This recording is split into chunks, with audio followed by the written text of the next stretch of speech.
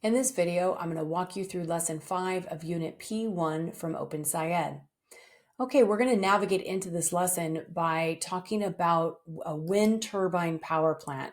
In Lesson 4, we looked at different ways that energy can be generated. And so now we're going to look a little closer at wind turbines. There is a handout that goes with this slide. It will have this image on the handout as well. And we're asking students to kind of examine it, what they notice, what they wonder, how could we trace matter in the system? How could that help us figure things out? And so we're going to do an energy transfer diagram, and we're going to show the flow of matter in the system, and they're going to model it on their handout. Let me open this up.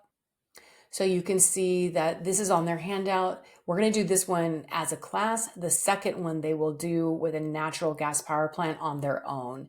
So we've got wind is coming from the surroundings. Here's our boundary, which is the wind power station. It's going to push the blades, which then spins the shafting gears, which then goes to a generator. We're not quite sure what's happening here. This is actually going to help us motivate the need to figure out what's happening on this arrow right here. There's also some energy that's being lost to the surroundings. There's probably some being lost here too with heat and friction, but we're going to just really focus on what's happening right here. So students will model that on their power plant handout. And there is a second page, and they're then going to model with a pair the flow of energy transfer of a natural gas power plant. And so they're going to make a model similar to the one we made as a class, where we're showing that the gas gets fed into the fire and it goes into a water where it burns and makes steam, which then pushes the generator. And in the end, when we'll have a discussion about what both have in common, and that is that they both have generators. And here's a slide to help you support that conversation. And then we pass around something called a dissecting generator. If you've never seen one of these before, you can get them on Amazon. I put a link in the materials prep. And let me open this up. It's basically, it has a magnet here. Here's an axle that this spins around. So this actually snaps shut with that magnet. It holds it real tight. This gets flipped over. We've got coils of water. And what students are noticing is that there's a magnet, there's an axle that this spins around, and there's coils of wire and then some wires coming off that will attach to an LED. And so we make some observations about these parts, and then we make a list of criteria and constraints. Here's a slide to support you.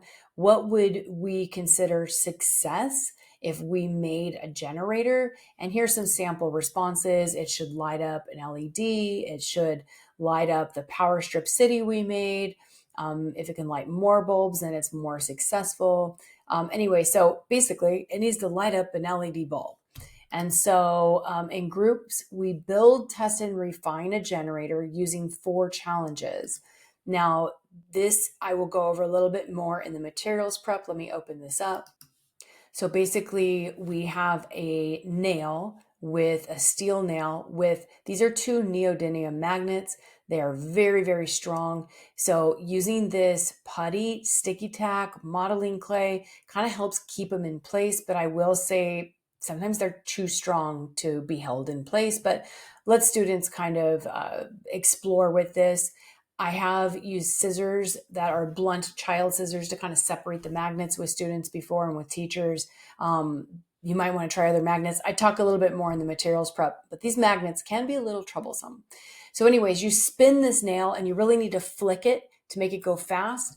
And students will experiment with how you make it spin. And then there's a coil of wires around this tube that then lead to alligator clips and then attach to an LED. So we build and test our own generators. There are 4 different challenges. The 4 challenges can all be found on this handout.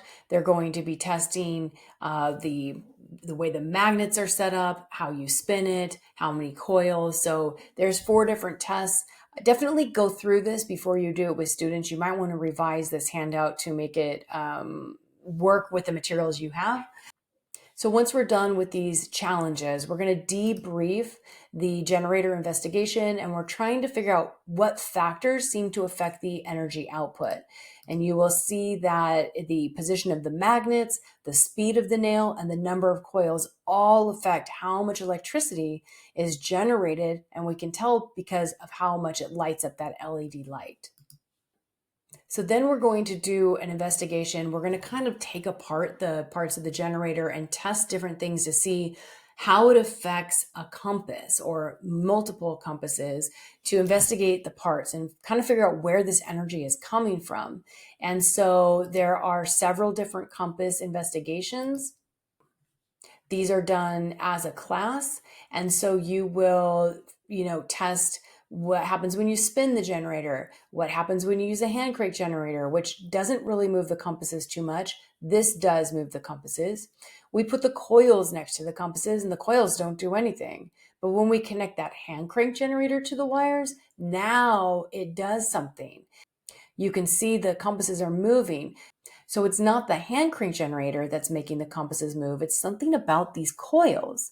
And these coils also can light up an LED. So at the end of all of this, we're figuring out that the coils can not only transmit electricity and show that electrical energy is in those wires, but it's also changing the magnetic field.